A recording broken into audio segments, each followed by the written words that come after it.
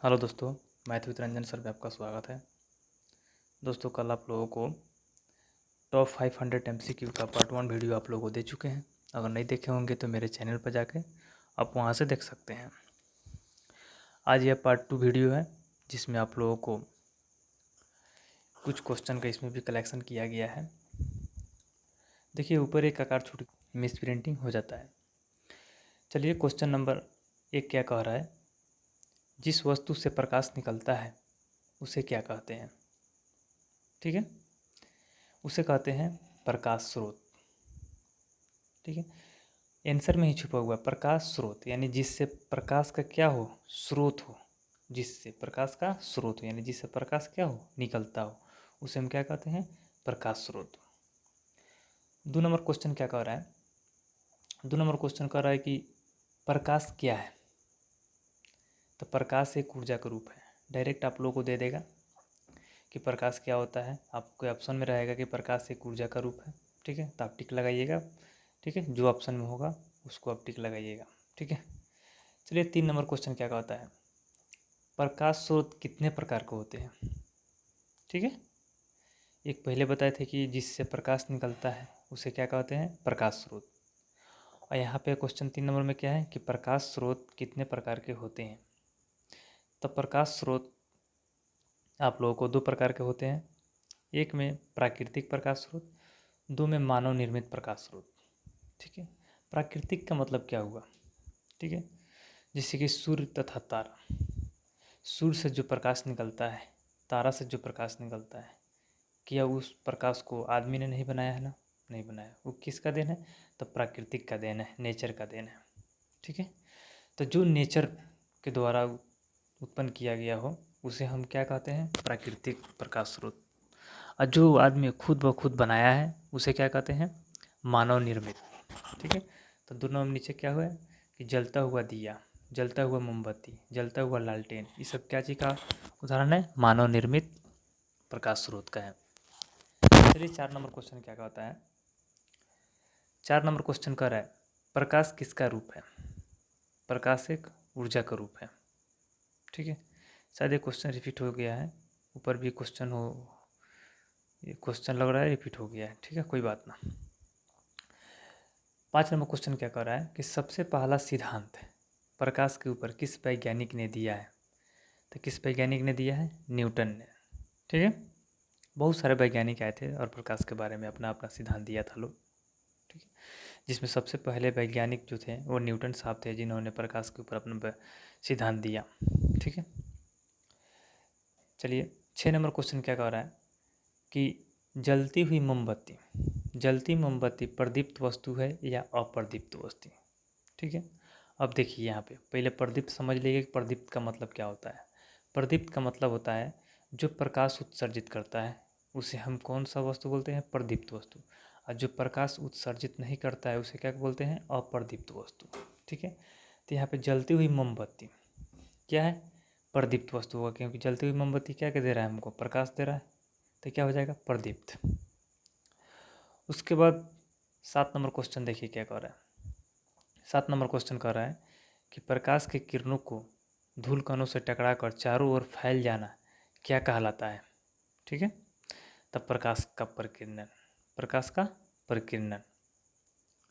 चलिए question number 8 क्या कह रहा है, क्वेश्चन नंबर 8 कह रहा है प्रकाश के किरणों का समूह क्या कहलाता है। ठीक है, तो क्या कहलाता है, किरण पुंज। प्रकाश के किरणों का समूह किरण पुंज कहलाता है। चलिए 9 नंबर क्वेश्चन क्या कह रहा है कि किरण पुंज कितने प्रकार के होते हैं। ठीक है, 8 नंबर क्वेश्चन क्या था कि प्रकाश के किरणों का समूह क्या कहलाता है, तो किरण पुंज। 9 नंबर क्वेश्चन है कि किरण पुंज कितने प्रकार के होते हैं, तो ये 3 प्रकार के होते हैं। ये नंबर में अपसारी किरण पुंज। अपसारी का मतलब होता है किरणों को एक बिंदु से चारों ओर क्या हो जाना, फैल जाना। यानी कि एक बिंदु से अगर चारों तरफ क्या हो जा रहा है, फैल जा रहा है। ठीक है, उस किरणों का समूह को हम कहते हैं अपसारी किरण पुंज। दूसरा है अभिसारी किरण पुंज, मतलब किरणों को एक बिंदु पर आकर मिल जाना। यानी कि बहुत सारे किरण का समूह एक बिंदु पर अगर आकर मिलता है तो उसे क्या कहते हैं, अभिसारी किरण पुंज कहते हैं। और 3 नंबर में होता है समांतर किरण पुंज। इसमें प्रकाश की किरणें क्या होती है, समांतर होती है, यानी इस प्रकाश के जो किरणों का जो समूह होता है एक दूसरे के समानांतर होती है। चलिए क्वेश्चन नंबर 10 क्या कह रहा है, आगे बढ़ते हैं।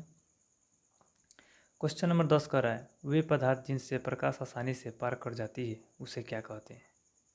ठीक है, कन्फ्यूजन में नहीं आइएगा, यहाँ पे क्वेश्चन बढ़िया से पढ़ लीजिए। वे पदार्थ जिनसे प्रकाश आसानी से पार कर जाती है उसे क्या कहते हैं। तो जिससे प्रकाश आसानी से पार कर जाता है उसे पारदर्शी पदार्थ कहते हैं। ठीक है, जैसे कि एग्जाम्पल में कांच, शीशा, पानी, हवा इत्यादि। ठीक है, ये सबसे क्या है, प्रकाश आसानी से पार कर जाएगा।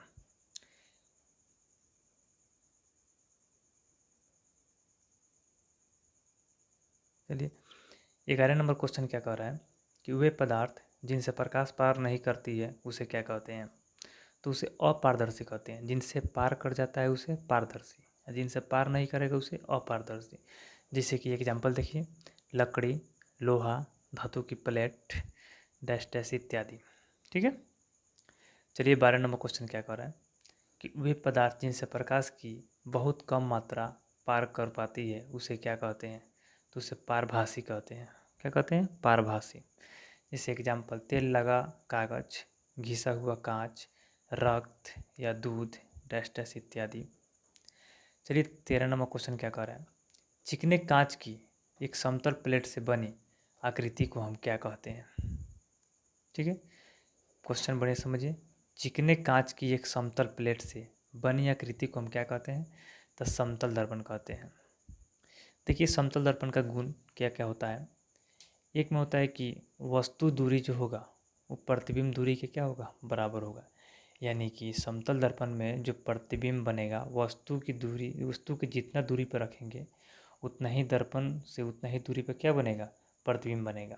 2 नंबर कह रहा है कि जितना ऊंचाई की वस्तु को लेंगे उतना ही ऊंचाई क्या मेरा क्या बनता है, प्रतिबिंब बनता है। और 3 नंबर में कह रहा है कि हमेशा काल्पनिक प्रतिबिंब ही बनता है, और काल्पनिक का दूसरा नाम है आभासी प्रतिबिंब। ठीक है, चलिए 14 नंबर क्वेश्चन क्या कह रहा है। 14 नंबर क्वेश्चन कह रहा है कि जब दो परावर्तित किरण एक दूसरे को काटती है या काटती हुई प्रतीत होती है उसे क्या कहते हैं। तो उसे हम क्या कहते हैं, प्रतिबिंब कहते हैं। ठीक है, जब दो रेखाएं, दो परावर्तित रेखाएं चाहे दो परावर्तित किरणें एक दूसरे को काटती है या काटती हुई प्रतीत होती है उसे हम प्रतिबिंब कहते हैं। चलिए नोट करके देख लीजिए, नोट में क्या लिखा हुआ है। प्रतिबिंब का प्रकार, यानी प्रतिबिंब 2 प्रकार के होते हैं, एक वास्तविक प्रतिबिंब, दूसरा काल्पनिक प्रतिबिंब। वास्तविक प्रतिबिंब क्या होता है, तो जब परावर्तित किरणें, कितने परावर्तित किरणें, 2 परावर्तित किरणें एक दूसरे को काटती है तो उससे वास्तविक प्रतिबिंब। और एक दूसरे को नहीं काटती, यानी कि काटती हुई क्या होती है, प्रतीत होती है। ठीक है, काटती हुई प्रतीत होती है उसे काल्पनिक प्रतिबिंब कहते हैं। चलिए क्वेश्चन नंबर 15, समतल दर्पण में प्रतिबिंब कहाँ बनता है। तो समतल दर्पण में प्रतिबिंब दर्पण के हमेशा पीछे बनता है। आभासी प्रतिबिंब कहाँ बनता है और कैसा बनता है। तो आभासी प्रतिबिंब वस्तु के पीछे तथा हमेशा सीधा बनता है। चलिए क्वेश्चन नंबर 18 क्या कह रहा है कि आभासी प्रतिबिंब को पर्दे पर प्राप्त कर सकते हैं, तो नहीं। ठीक है, 19 नंबर क्वेश्चन कह रहा है गोलीय दर्पण कितने प्रकार की होती है, तो 2 प्रकार के, एक अवतल दर्पण, एक उत्तल दर्पण। चलिए 20 नंबर क्वेश्चन क्या कर रहा है, किसी गोले का केंद्र क्या कहलाता है, वक्रता केंद्र। चलिए दोस्तों, आप लोगों को यह वीडियो अच्छा लगा होगा।